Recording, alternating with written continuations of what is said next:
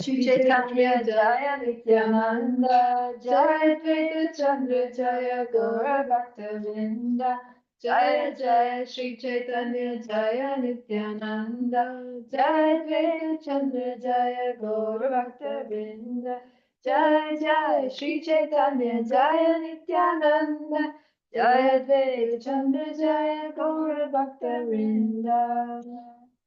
Reading from Sri Caitanya Charitamrita. By who? Krishnadas Kaviraj, Sri Krishna. Srila Krishnadas Kaviraj Goswami. Translations and purports by His Divine Grace A.C. Bhaktivedanta Swami, Srila Prabhupada ki Jai. Namo Om Vishnu Padaya Krishna Krishna Prasthaya Prasthaya Bhutale, Bhutale Srimate Bhaktivedanta Swami Niti Namane Namaste Saraswati Deve Gaurvani Pracharane Nirvishesha Shunnyavadi Paschatya Deshatane. And discussion by His Grace Prabhupada Priya. Our great We are in the beginning of a very long purport, text 110. So I'll pick up here. I'll just go back and read the translation, refresh. Lord Chaitanya is saying, Shankaracharya is not at fault, for it is under the order of the Supreme Personality of Godhead that he has covered the real purpose of the Vedas. Okay, so Srila Bhaktisiddhanta Saraswati Thakur comments that Mukhya Vritti, the direct meaning, is Abhida Vritti, or the meaning that one can understand immediately from the statements of dictionaries, whereas Gona Vritti, the indirect meaning, is a meaning that one imagines without consulting the dictionary. For example,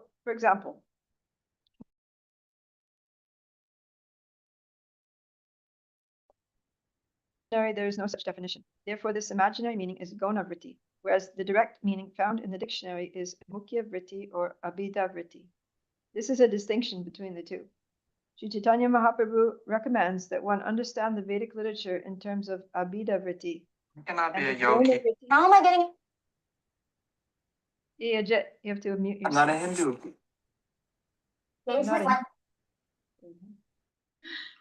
I'm glad you're not a Hindu, Ajay. Okay, let's see. Sri Chaitanya Mahaprabhu. Yeah, so he rejects the Gona Vritti or the indirect meaning. Sometimes, however, as a matter of necessity, the Gona literature is described in terms of the Lakshana Vritti or Gona Vritti, but one should not accept such explanations as permanent truths. Okay, so he's saying we should give preference to the direct meaning, literal meaning. And yeah, we should be a little wary of interpretations that say something that's totally different from the direct meaning. Right? So for example, the Battle of Kurukshetra is an actual battlefield in India called Kurukshetra. So when he says that actually Kurukshetra means the body, then that's something different. Or when Krishna says, always think of me, become my devotee, worship me, offer your obeisances to me. And then someone says, actually what Krishna means is that you should always think of the unborn, unmanifested within Krishna, not the actual Krishna. Then that's a Gona Vritti. So Lord Chaitanya rejects these kinds of interpretations. The purpose of the discussion in the Upanishads and Vedanta Sutra is to philosophically establish the personal feature of the absolute truth. The impersonalists, however, in order to establish their philosophy, accept these discussions in terms of Lakshana Vritti or indirect meanings. Thus, instead of being Tattvavad or in search of the absolute truth, they become Mayavad or illusioned by the material energy. Wow, that was very clear. When Sri Vishnu Swami, one of the four acharyas of the Vaishnav cult, presented his thesis on the subject matter of Shuddhadvaitavad, immediately the Mayavadis took advantage of this philosophy and tried to establish their Advaitavad or Kevaladvaitavad.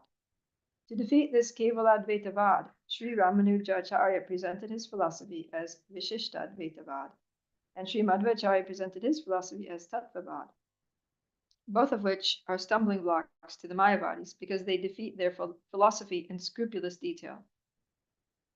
Students of Vedic philosophy know very well how strongly Sri Ramanujacharya's Vasishtadvaitavad and Sri Madhvacharya's Tattvavad contest the impersonal Mayavadi philosophy. Sri Chaitanya Mahaprabhu, however, accepted the direct meaning of the Vedanta philosophy and thus defeated the Mayavadi philosophy immediately. He opined in this connection that anyone who follows the principles of the Sharirika Bhasya is doomed. This is confirmed in the Padma Purana.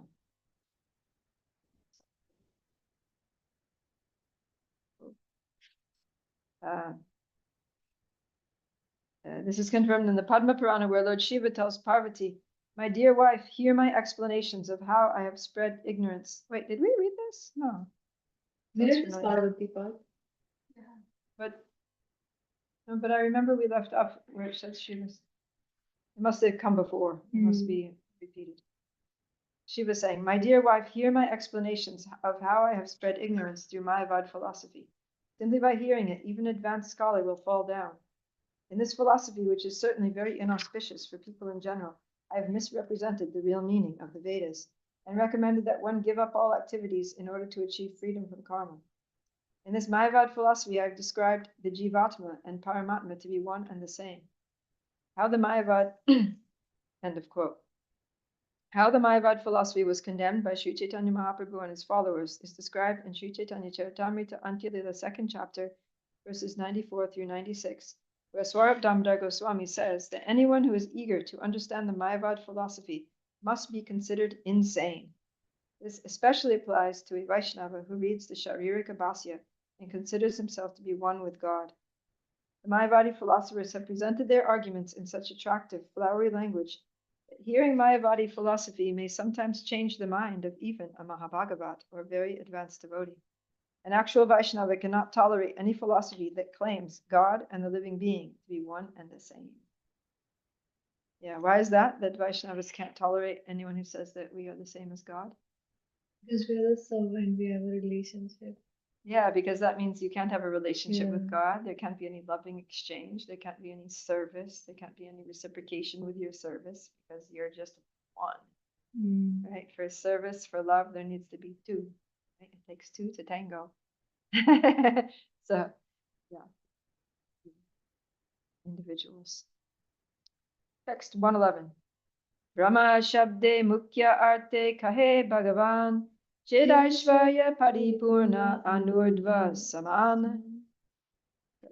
According to direct understanding, the absolute truth is the Supreme Personality of Godhead who has all spiritual opulences. No one can be equal to or greater than him. Purport. This statement by Sri Chaitanya Mahaprabhu is confirmed as Tattvam Yaj Jnanam Advam Brahmiti Paramatmeti Bhagavan Iti Shabdayate. Learned transcendentalists who know the absolute truth call this non-dual substance Brahman, Paramatma, or Bhagwan. The absolute truth is ultimately understood as Bhagwan, partially understood as Paramatma, and vaguely understood as the impersonal Brahman. Bhagwan, or the Supreme Personality of Godhead, is opulent in all excellence. No one can be equal to or greater than him. This is also confirmed in Bhagavad Gita 7:7, where the Lord says, Matta parataram nanyat kinchid asti dhananjaya. O conqueror of wealth, Arjuna, there is no truth superior to me. There are many other verses which prove that the absolute truth in the ultimate sense is understood to be the Supreme Personality of Godhead, Krishna. So we can never be God because it's saying here that no one can be equal to or greater than Krishna. So if we can't be equal to him, then we can't be him. Right? Very simple. Tanhara vibhuti deha sabachid akara chid vibhuti achadi tanra kahe nirakara.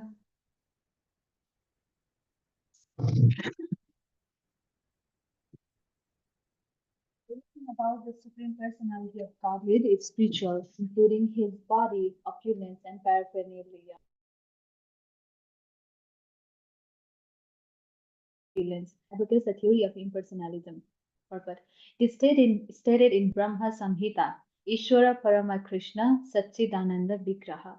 The Supreme Personality of Godhead, Krishna, has a spiritual body which is full of knowledge, eternity, and bliss. In this material world, everyone's body is just the opposite, temporary, full of ignorance, and full of misery. Therefore, when the Supreme Personality of Godhead is sometimes described as Nirakara, this is to indicate that he does not have a material body like us. Mayavadi philosophers do not know how it is that the Supreme Personality of Godhead is formless. The Supreme Lord does not have a form like ours, but has a spiritual form. Not knowing this, Mayavadi philosophers simply advocate the one-sided view that Supreme Godhead or Brahman is formless, Nirakara. In this connection, Srila Bhaktivinoda Thakur offers many quotes from the Vedic literature. If one accepts the real or direct meaning of these Vedic statements, one can understand that the Supreme Personality of Godhead has a spiritual body, Satchidananda Vigraha. In the Brihad Aranyaka Upanishad 5.1.1, it is said, Purnam Ada Purnam Idam Purnat Purnam Utachate. This indicates that the body of the Supreme Personality of Godhead is spiritual, for even though he expands in many ways, he remains the same. In the Bhagavad Gita 10.8, the Lord says, Aham Sarvasya Prabhavo Matab Sarvam Parvartate. I am the origin of all. Everything emanates from me. Mayavadi philosophers materialistically think that if the Supreme Truth expands himself in everything, he must lose his original personality.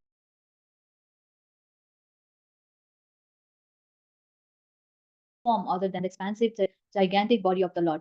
But in Brihad Aranyaka Upanishad confirms, Purnam idam purnat purnam udachyate.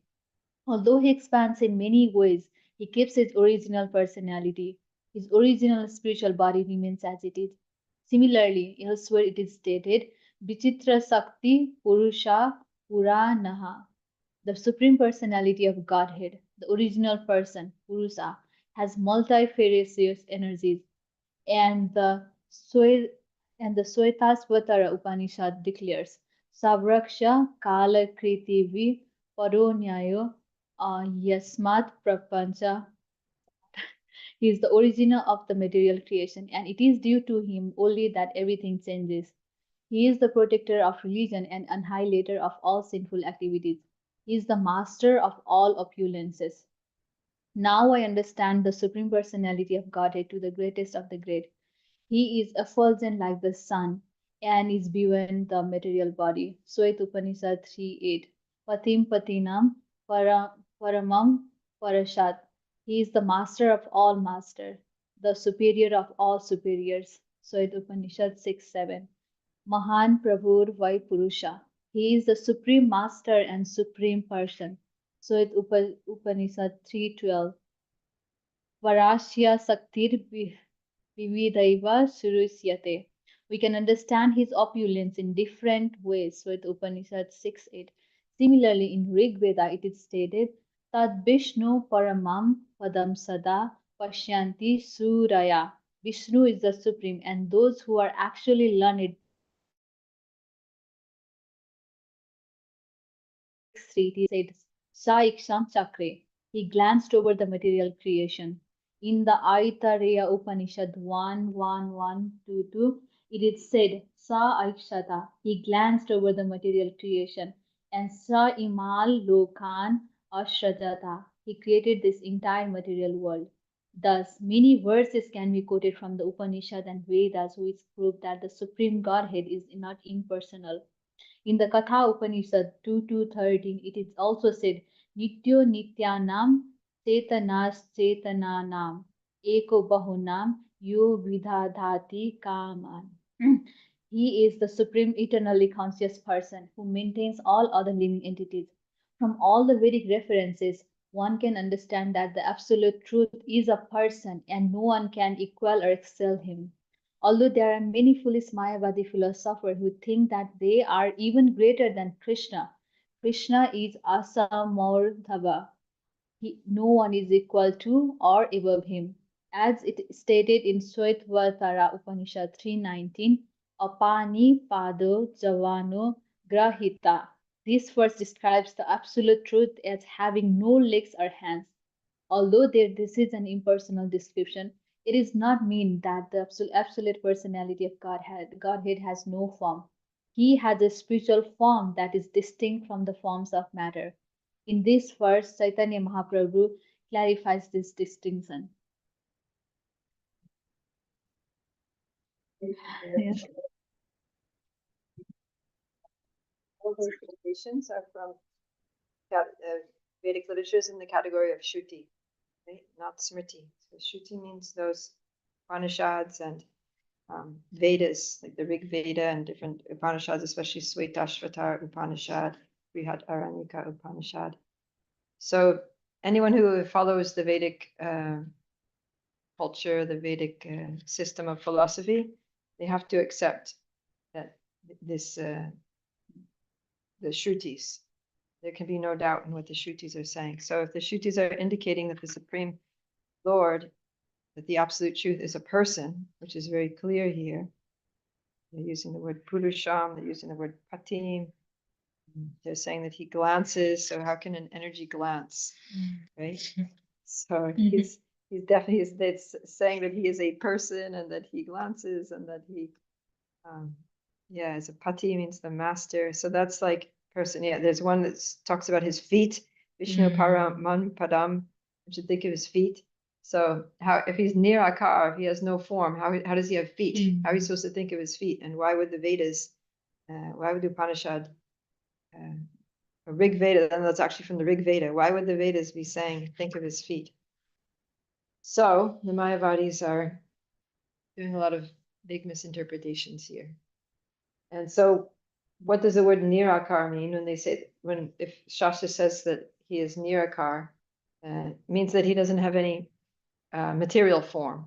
Like his form is not like our material bodies, which are temporary, full of ignorance and full of misery, but he actually has a spiritual form, which is eternal, full of knowledge and full of bliss. So that's always the way that Prabhupada translates it when it says that he doesn't have a material body, he has a spiritual body. When it says that Krishna is nirguna, it doesn't mean he doesn't have any qualities. It means he doesn't have any material. Transcendental, right? Actually, he has 64 transcendental qualities. So he definitely has qualities, right?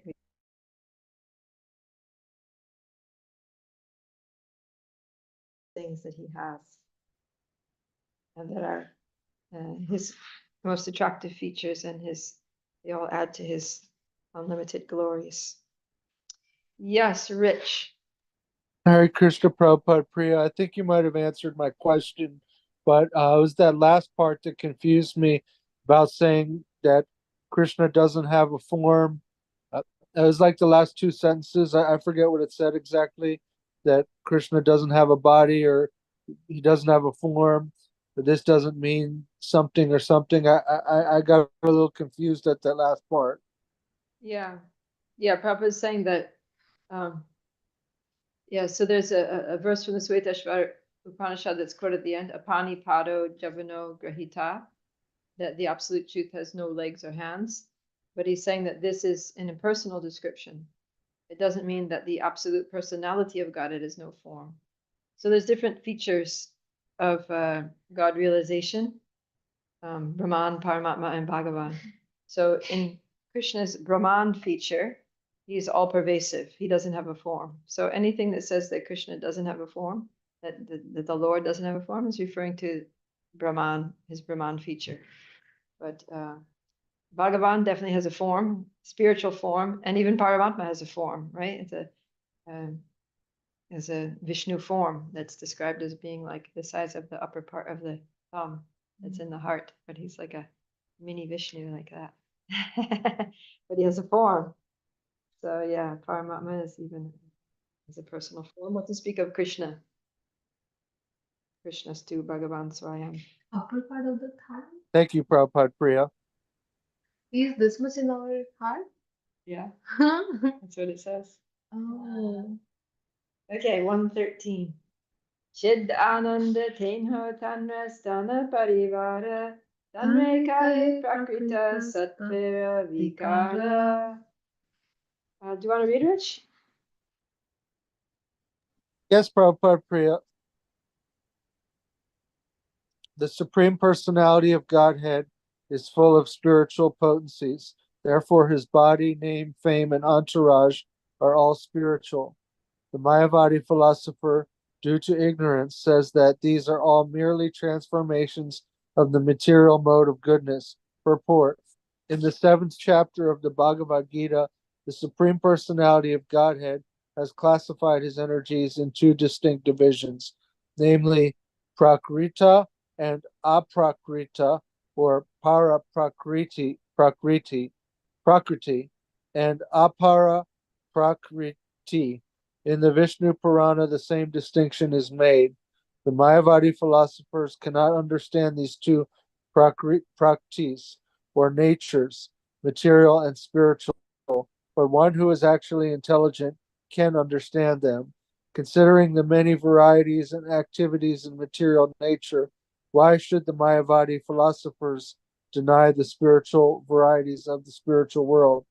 The Bhagavatam 10.2.32 says, the intelligence of those who think themselves liberated but have no information of the spiritual world is not yet clear. In this verse, the term Avishuddha Buddhaya refers to unclean intelligence. Due to unclean intelligence or a poor fund of knowledge, the Mayavadi philosophers cannot understand the distinction between material and spiritual varieties.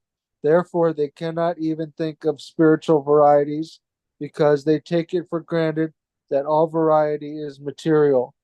Sri Chaitanya Mahaprabhu therefore explains in this verse that Krishna, the Supreme Personality of Godhead, or the Absolute Truth, has a spiritual body that is distinct from material bodies, and thus his name, abode, entourage, and qualities are all spiritual.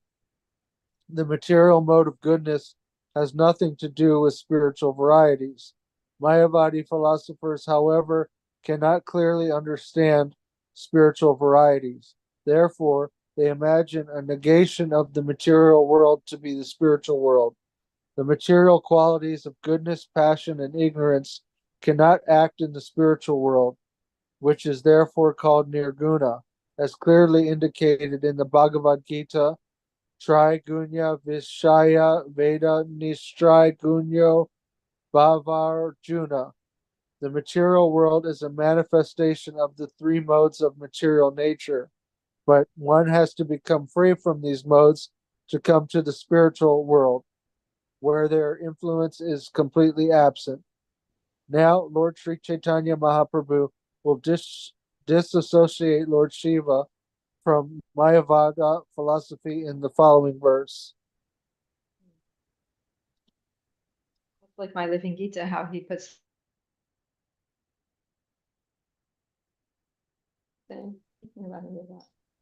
yeah, so the thing with the Mayavadis, how they get confused. Yeah, my computer's telling me that the internet connection is unstable, but there's not much I can do about it because I'm about as close to the router as I can get. So my apologies. Yeah, Hopefully- today internet is turning on and off. Okay, Pragati's saying that it's been flipping on and off all day today for some reason. Okay, anyways, see what you can gather. So, yeah, Prabhupada is saying about these Mayavadis that they don't understand that there are two different types of energy, the material energy and the spiritual energy, and they work differently, right? Krishna talks about the para prakriti, which is a spiritual energy, and the apara prakriti, which is the material energy. And they just assume that because material and spiritual are kind of opposites, that the spiritual world must be the opposite of the material world. So because there's a lot of variety here in the material world, they think there should be no variety in the spiritual world. Because people here are individuals and have bodies and forms, then in the spiritual world there are no individuals, no bodies, no forms. But it's like a big assumption, right? Like where are they even getting that from? Like their process is just to negate everything, just negate the material. But the actual reality is not negative. The reality is positive, right? That is actually the real thing. That is the real world. And this world is a reflection of that world. And that's why there's variety here, is because there's variety there. It's not that we start with this and then this spiritual world is like a negation based on this relative, material world. It's the opposite. The real thing, we start with the spiritual world, and then this material world is a reflection of the spiritual world. So, because the spiritual world is full of individuals who have forms and relationships, and there's so much variety of, people, places, and things. So in this material world also we have individuals with forms and relationships and all kinds of varieties of people, places, and things, right? Except the difference is that here everything is temporary and it doesn't give lasting happiness to the soul, right? It's a reflection, like the reflection of an apple tree in the lake.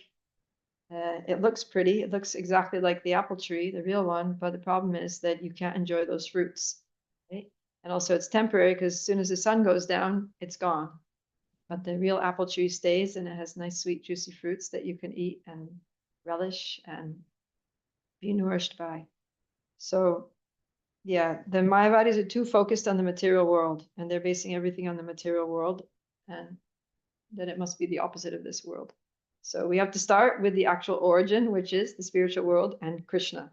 And then based on that understanding, then we can understand this. We don't try, yeah, they get it front to back, back to front. So that's what Prabhupada said. Mayavadi philosophers cannot understand spiritual varieties, therefore they imagine a negation of the material world to be the spiritual world. Yeah. And yeah, it's so the qualities of goodness, passion, and ignorance, they're called the gunas, right? Rajagun, Sattvagun, Tamagun. So it's in that sense that the spiritual world is near guna, because there's no influence of the three gunas. There's no influence of goodness, passion, or ignorance there, because everything there is spiritual and transcendental.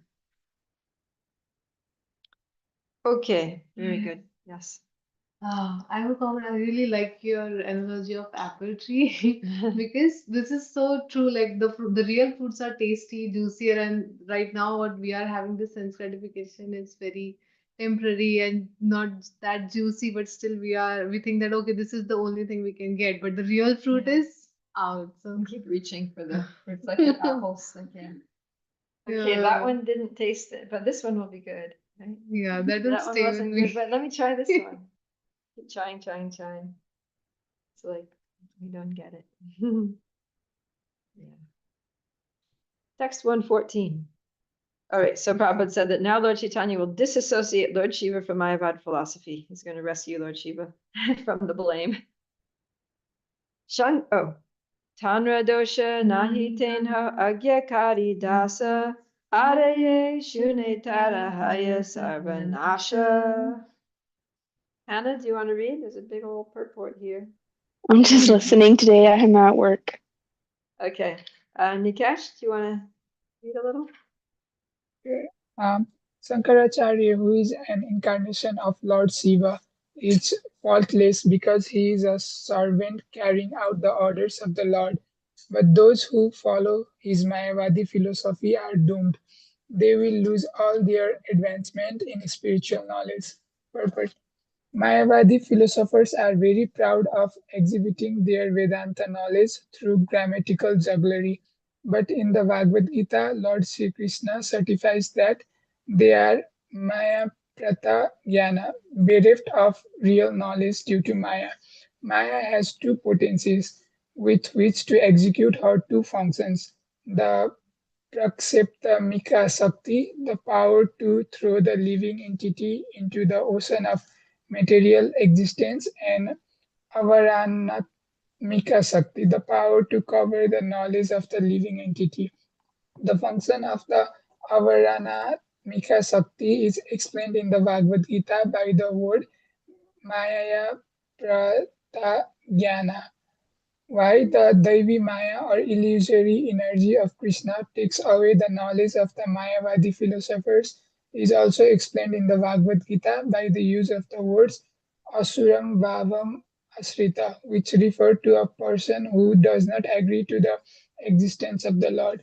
The Mayavadis who are not in agreement with the existence of the Lord can be classified into two groups, exemplified by the impersonalist Sankarites of Varanasi and the Buddhist of Saranath. Both groups are Mayavadis, and Krishna takes away their knowledge due to their atheistic philosophies. Neither group agrees to accept the existence of a personal God. The Buddhist philosophers clearly deny both the soul and God, and although the Sankarites do not openly deny God, they say that the Absolute is Nirakara or formless. Thus, both the Buddhist and the Sankarites are Abhisuddha Buddhaya, or imperfect and unclean in their knowledge and intelligence. The most prominent Mayavadi scholar, Sadananda Yogindra, has written a book called Vedanta Sara, in which he expounds the philosophy of Sankaracharya, and all the followers of Sankara philosophy attribute great importance to his statements. In this Vedanta Sara, Sadananda Yogindra defines Brahman as Sachitananda combined with knowledge and without duality, and he defines ignorance, Jada, as knowledge distinct from that of Sat and Asat. This is almost inconceivable, but it is a product of the three material qualities. Thus, he considers anything other than pure knowledge to be material. The center of ignorance is considered to be sometimes all-pervading and sometimes individual. Thus, according to his opinion, both the all-pervading Vishnu and the individual living entities are products of ignorance.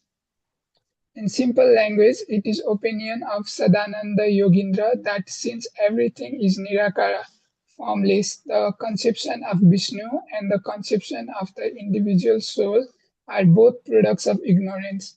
He also explains that the Visuddha Sattva conception of the Vaishnavas is nothing but pradhana, or the chief principle of creation. He maintains that when all pervading knowledge is contaminated by the Visuddha Sattva, which consists of a transformation of the quality of goodness, there arises the conception of the Supreme Personality of Godhead, who is the omnipotent, omniscient, supreme ruler, the super soul, the cause of all causes, the supreme Iswara, etc. According to Sadananda Yogindra, because Iswara, the Supreme Lord, is the reservoir of all ignorance, he may be called Sarvagna, or omniscient, but one who denies the existence of the omnipotent Supreme Personality of Godhead is more than Iswara, or the Lord. His conclusion, therefore, is that the Supreme Personality of Godhead, Iswara, is a transformation of material ignorance, and that the living entity, Jiva, is covered by ignorance. Thus, he describes both collective and individual existence in darkness. According to Mayavadi philosophers, the Vaishnava conception of the Lord as the Supreme Personality of Godhead and of the Jiva, or individual soul, as his eternal servant is a manifestation of ignorance. If we accept the judgment of Lord Krishna in the Bhagavad Gita, however, the Mayavadis are to be considered Maya Pratagyana, or bereft of all knowledge, because they do not recognize the existence of the Supreme Personality of Godhead, or they claim that his existence is a product of the material conception Maya. These are characteristics of asuras or demons. Lord Sri Chaitanya Mahaprabhu, in his discourses with Sarvabhauma Bhattacharya, said, skip that. Vyasadeva composed the Vedanta Sutra to deliver the conditioned souls from this material world, but Sankaracharya, by presenting the Vedanta Sutra in his own way, has clearly done a great disservice to human society. For one who follows his Mayavada philosophy is doomed. In the Vedanta Sutra, devotional service is clearly indicated, but the Mayavadi philosophers refuse to accept the spiritual body of the Supreme Absolute Person and refuse to accept that the living entity has an individual existence separate from that of the Supreme Lord. Thus, they have created atheistic havoc all over the world. for such a conclusion is against the very nature of the transcendental process of pure devotional service. The Mayavadi philosophers' unrealizable ambition to become one with the Supreme through denying the existence of the personality of Godhead results in a most calamitous misrepresentation of spiritual knowledge, and one who follows this philosophy is doomed to remain perpetually in this material world. Therefore, the Mayavadis are called Avisuddha Buddhaya, or unclean in knowledge. Because they are unclean in knowledge, all their austerities and penances end in frustration.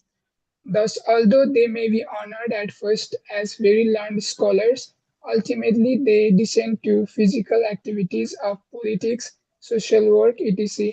Instead of becoming one with the Supreme Lord, they again become one with these material activities. This is explained in Srimad Bhagavatam 10 to 32. Um, I will skip that. And in actuality, the Mayavadi philosophers very strictly follow the austerities and penances of spiritual life, and in this way are elevated to the impersonal Brahman platform. But due to their negligence of the lotus feet of the Lord, they again fall down to material existence. Okay, wow, that was a very austere purport. Listening to all these bogus philosophies. I mean, it's actually so disturbing, when you hear things like, how they say that, let's see, yeah, that according to Sadananda Yogendra, because Ishvara, the Supreme Lord, is the reservoir of all ignorance, he may be called Sarvagya or omniscient. That doesn't even make sense. If he's full of ignorance, how is he omniscient? Ignorance means you don't know. So how can you say that someone who is omniscient is full of ignorance? And then he says that, and that one who denies the existence of the omnipotent Supreme Personality of Godhead is more than the Ishvara, or is greater than the Lord. This just doesn't make sense. Anyways, yeah. Everything is just ignorance, right? The Lord is a transformation of material ignorance, and the living entity is covered by ignorance. Thus, he describes both collective and individual existence in darkness. It's just very depressing, right? We're ignorant. The Lord is ignorant. Everything is just ignorant and dark, and yeah. So they just paint a very bleak picture of what they think reality is. So, yeah, Prabhupada says that in preaching these kinds of philosophies, these people do a great disservice to human society, right? It would be better if they just stay quiet. If they can't serve human society positively by giving them the actual truth, that there is a God who's full of knowledge and full of bliss, and that we are his little expansions, and that we can be very happy by serving him. If they can't teach that people the actual truth, then at least just stay quiet. If you can't do a service for humanity, then at least don't do a disservice, right? If you can't help people, just don't hurt them. Just be neutral then. But these people are actually hurtful and destructive, and they mislead people. That's like the worst thing that you can do. And so, yeah, Prabhupada says that this is actually characteristic of demons. It's asuric. So we try not to pay attention to their rantings and ravings, and we try to keep ourselves fixed in the absolute truth. But it's good to at least, we don't want to go reading the Sharirika Bhasya because Prabhupada says that's dangerous, but at least from Prabhupada's books, we can understand, what these people believe and why it's wrong, why it doesn't work, and know how to defeat these views so that we can protect ourselves if someone would, challenge us. Hannah. As I was listening to this, I was immediately feeling like if this philosophy were true, I would feel no impetus to do any good because there's nothing to look forward to, there's nothing to aspire for. So it's interesting that you said it's asuric because that's the qualities that I felt would manifest from somebody practicing this after a certain amount of time. Would you agree with that conclusion, or would you say that they could develop some good qualities?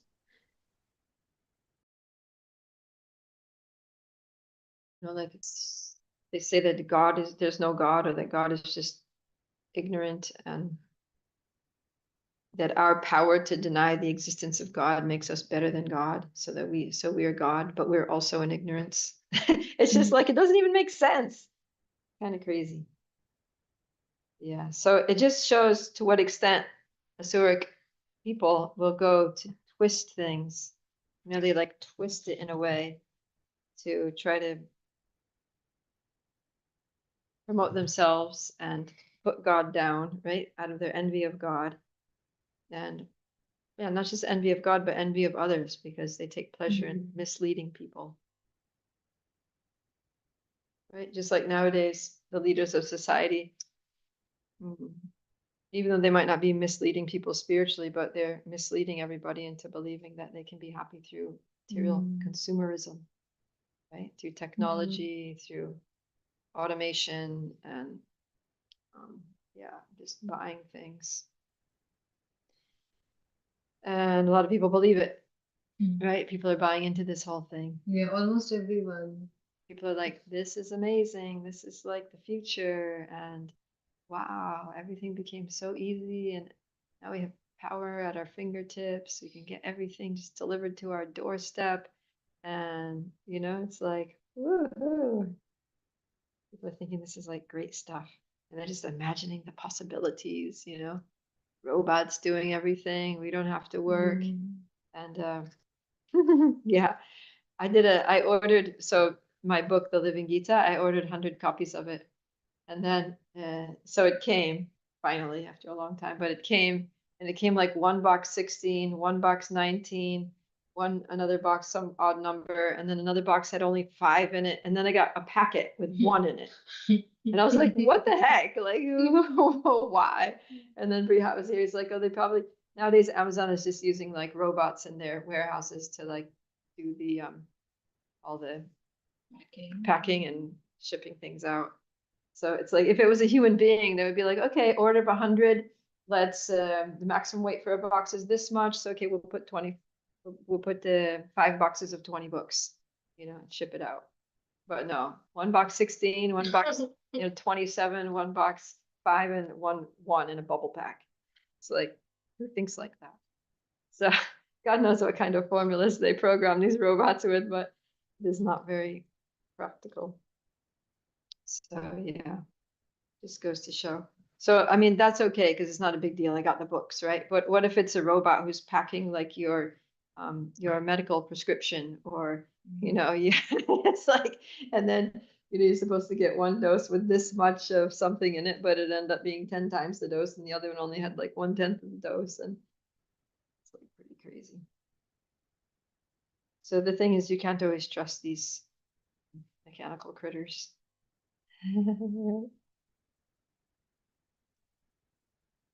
Okay. Yeah, I just wanted, sometimes you go to college campuses and nowadays they have these robots that like deliver the food. You see them just, or even down the street, right? We went downtown and there's this like little robot delivery thing, like little dude like cruising around and crossing the street and going to deliver some package or parcel or whatever. And it's like, what if he gets to your doorstep and then there's a situation, like your front door is jammed, please go around the back door, or,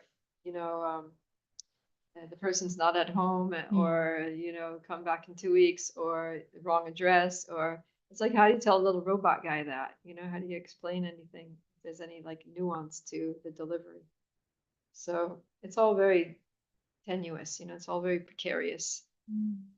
Whereas if you have a human being, you can talk to them, you can explain things, right? It's one of the most frustrating things when it's like you just need to explain like an exceptional situation to, your doctor, or, American Airlines or something, right? Some company, and then you just get the answering machine. And if it's not like something that their pre-recorded like Autobot system can answer, then that's it. You just get continuous replay through the menu numbers, and you never get to a person. And it's like really disappointing. So yeah, we need more people in the world who actually deal with people in the world instead of people trying to interact with machines. Doesn't work. Because also they have no, not just that they don't understand some nuance or exceptional situation, but they don't have the heart, they don't have the feeling, they don't have the, it's just kind of, yeah, it just doesn't feel nice to have to be, like you can kind of, just kind of go with it and be like, all right, well, if I just need information, then I can get my information that way. But even so, it's not very. Yeah, you just walk away just feeling kind of like cheap and empty. Although, Yeah, hollow. Yeah. Whereas even if you're at the checkout, you're dealing with a person. It's like you're dealing with a person. You're looking at someone's face, you look in their eyes, you say something, and it's like it's nice, right? Like the other day we had to go to the salon and the lady was there doing the hair, and it was like really nice just to, talk to a person. Even if she was not even a devotee, but it was just nice to like deal with a real human, who has some thoughts and feelings and interests and can carry on a conversation with some sweetness and whatever. Even if she was just trying to get a tip, but maybe she wasn't. Anyways, okay, that was my rant. So let's go on to text 115. Prakrita Kariyamane Vishnu Kalevara Vishnu Linga Aranahi Ihaya Upara. Back to me, is it? One who considers the transcendental body of Lord Vishnu to be made of material nature is the greatest offender at the Supreme Personality of Godhead. Wow. So these Mayavadis, that's exactly what they say, is that the body of the Lord is material and temporary and full of ignorance. Srila Bhaktisiddhanta Saraswati Goswami explains that the variegated personal feature of the Absolute Truth is the Vishnu Tattva, and that the material energy which creates this cosmic manifestation is the energy of Lord Vishnu. The creative force is merely the energy of the Lord, but the foolish conclude that because the Lord has distributed himself in an impersonal form, he has no separate existence. The impersonal Brahman, however, cannot possess energies, nor do the Vedic injunctions state that Maya, the illusory energy, is covered by another Maya. There are hundreds and thousands of references, however, to Vishnu Maya, Parasya Shakti, or the energy of Lord Vishnu. In Bhagavad Gita 7:14, Krishna refers to Mama Maya, my energy. Maya is controlled by the Supreme Personality of Godhead. It is not that he is covered by Maya. Therefore, Lord Vishnu cannot be a product of the material energy. In the beginning of the Vedanta Sutra, it is said Janmadhyasya yataha, indicating that the material energy is also an emanation of the Supreme Brahman. How then could he be covered by the material energy? If that were possible, material energy would be greater than the Supreme Brahman. Even these simple arguments, however, cannot be understood by the Mayavadi philosophers, and therefore the term Mayaya Prahrita Gyan, which is applied to them in the Bhagavad Gita, is extremely appropriate. Anyone who thinks that Lord Vishnu is a product of the material energy, as explained by Sadananda Yogindra, should immediately be understood to be insane, for his knowledge has been stolen by the illusory energy. Lord Vishnu cannot be placed within the category of the demigods.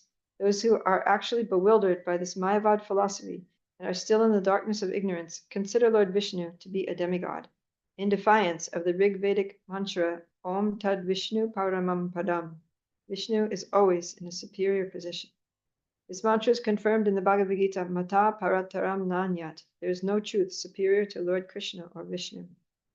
Thus, only those whose knowledge has been bewildered consider Lord Vishnu to be a demigod, and therefore suggest that one may worship either Lord Vishnu, the goddess Kali, Durga, or whomever one likes, and achieve the same result. This is an ignorant conclusion that is not accepted in the Bhagavad Gita 9:25, which distinctly says, Yanti Deva Vrata Devan, Yanti Mad Yajinopimam. The worshippers of the demigods will be promoted to the respective planets of the demigods, but devotees of the Supreme Lord will go back home, back to Godhead. Lord Krishna explains very clearly in the Bhagavad Gita 7:14 that his material energy is very difficult to overcome. Daivi Hyesha Gunamayi Mama Maya Daratyaya. Maya's influence is so strong that even learned scholars and spiritualists are also covered by Maya and think themselves to be as good as the Supreme Personality of Godhead. Actually, however, to free oneself from the influence of Maya, one must surrender to the Supreme Personality of Godhead. As Krishna also states in the Bhagavad Gita 7:14, Mam eva ye prapadyante mayam etam tarantite.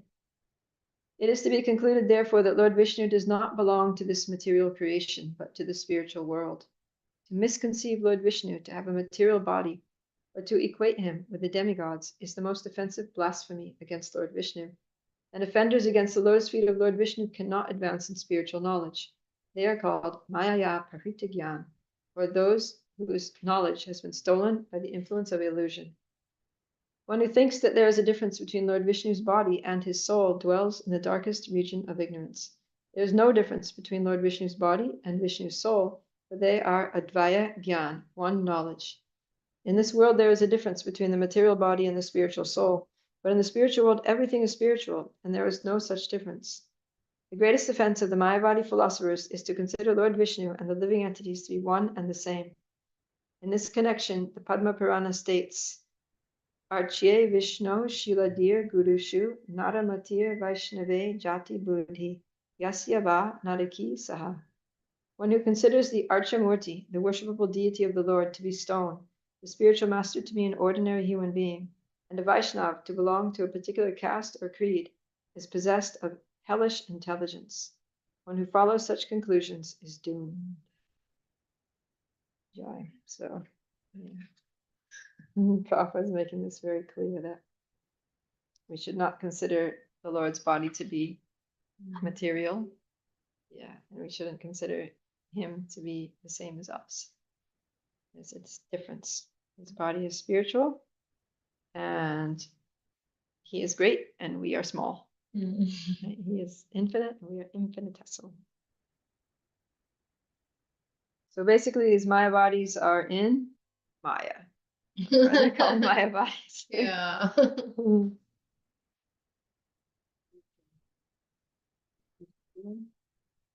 Prabhupada has a lot to say about all these verses, because one of his pranam mantra says, Nirvashesha Shunyavadi Pashyata Deshatarani. He wrote his own pranam mantra. So that's what he considered to be his mission, was freeing the world from these Nirvashesha Shunyavad philosophies, that in the end it's all zero, or that the Supreme Lord has no form, no qualities. And also Paschatya Deshatarani, delivering the Western countries. So he's getting really fired up here. Ishvarera tattva yena Slingera kana. Lord is like a great blazing fire, and the living entities are like small sparks of that fire. Purport.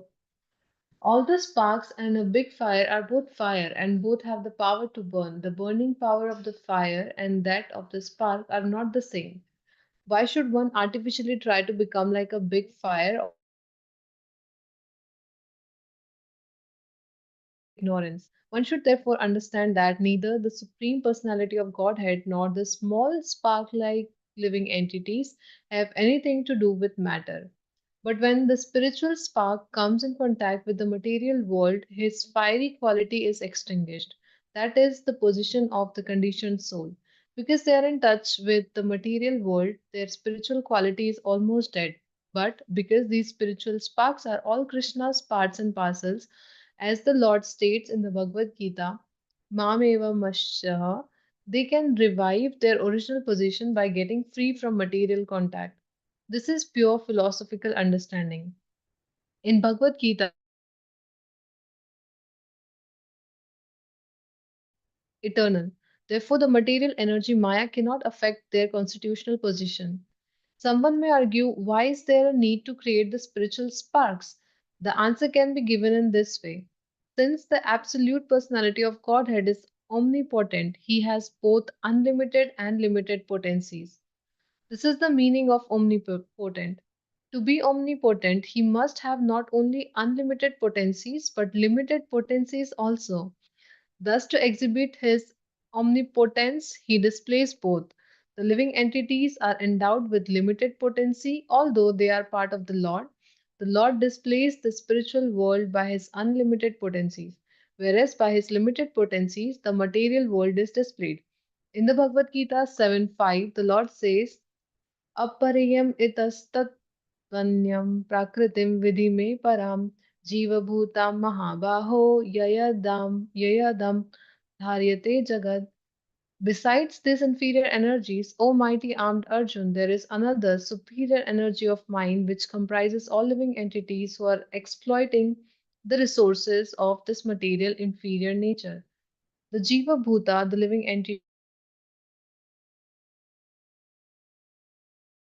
are generally people are bewildered by the activities of scientists and technologists.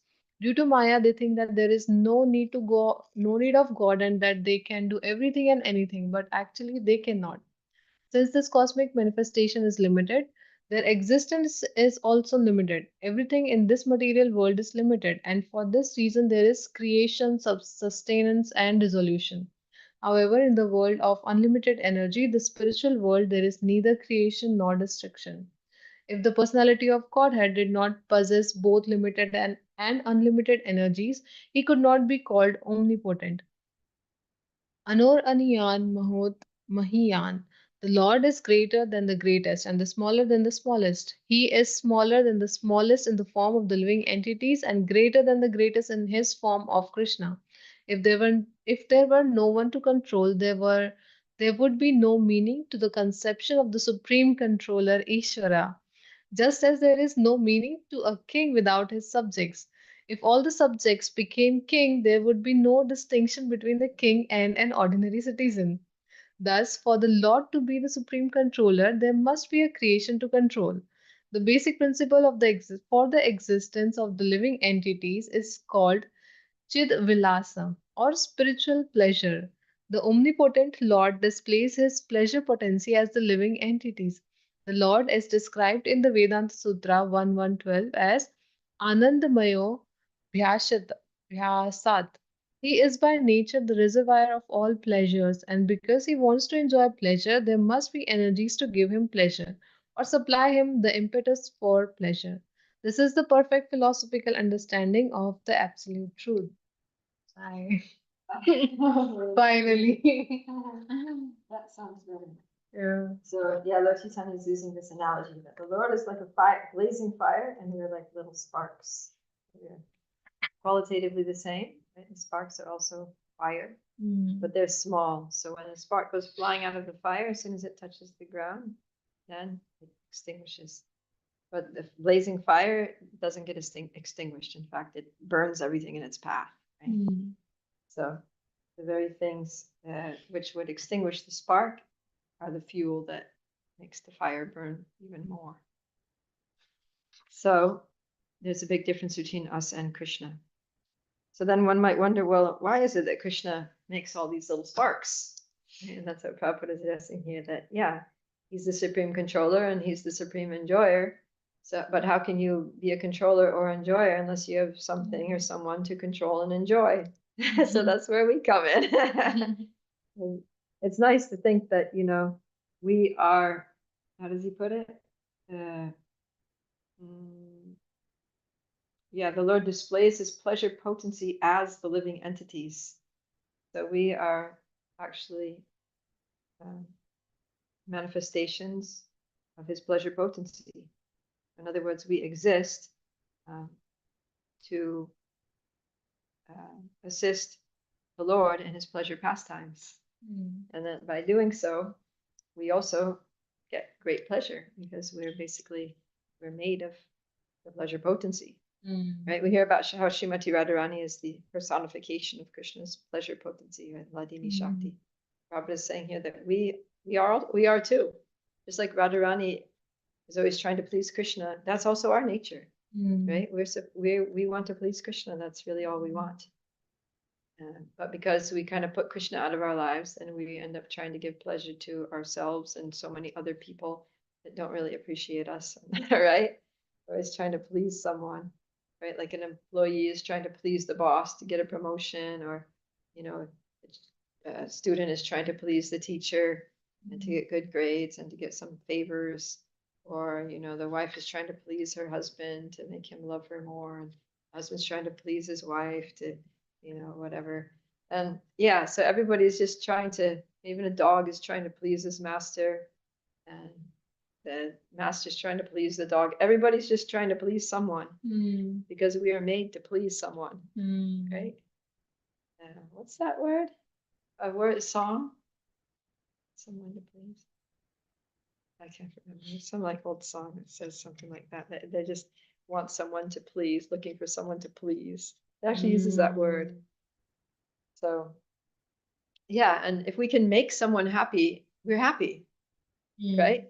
Like if you can actually really genuinely make someone happy, it's so satisfying, isn't it? Like you give them a gift and you see their eyes light up, like it was the best gift they ever got, or you helped someone in a way that was really meaningful to them, and you know that they're happy, or you know, you just said just the right thing that they needed to hear to cheer them up, or to solve their problem, or clarify their confusion, or answer their question. It's like, it's such a nice feeling. It's like the best thing, right? That you made someone happy, you made someone. So that's our nature. We feel happy when we make others happy. But in our exchanges in this world and trying to make people happy, even when we are successful, which is difficult because you know, the ways that we try to make people happy are usually material ways, and so material things don't really make the soul happy. So even if the person is like satisfied to get some, you know, gratification from us, then it's not ultimately satisfying for the soul, right?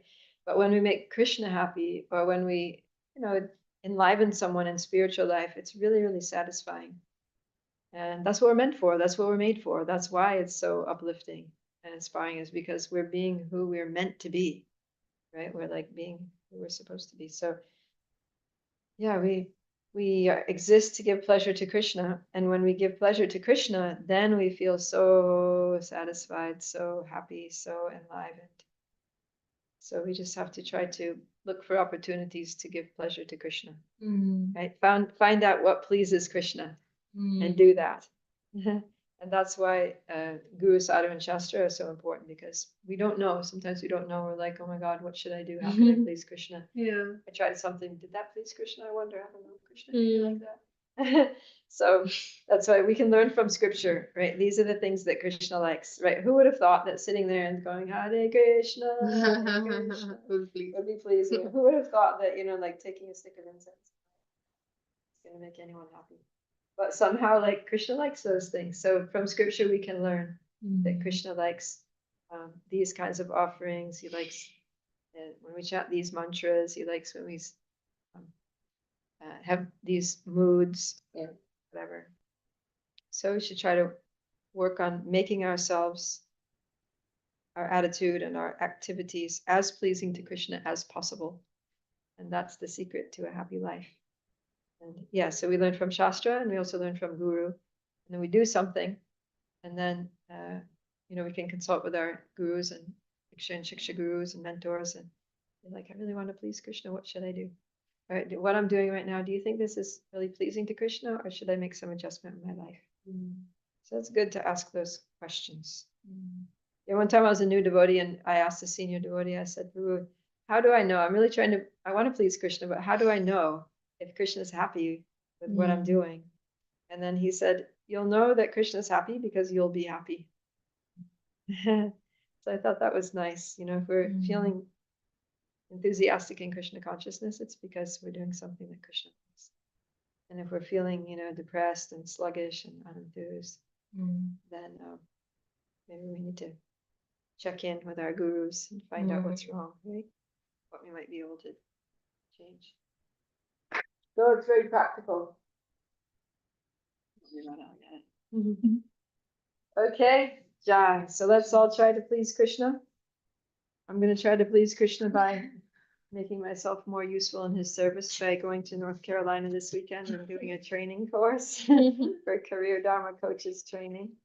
So because of that, we won't have class tomorrow. At least I won't be here. And so yeah, because it's afternoon, evening class. It's a long class.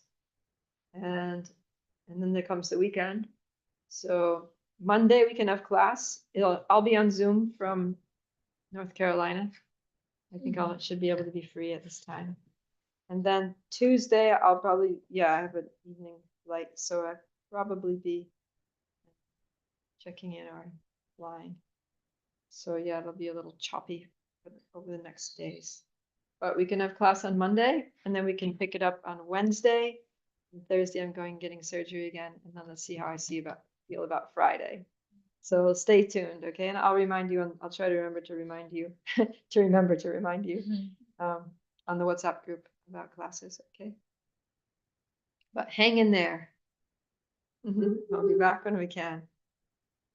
Okay, Shri Chaitanya Charitamrita ki jai, Shri Prabhupada ki jai, Jai. Srila Krishnadas Kaviraj Goswami ki jai. Jai. All glories to all the assembled devotees.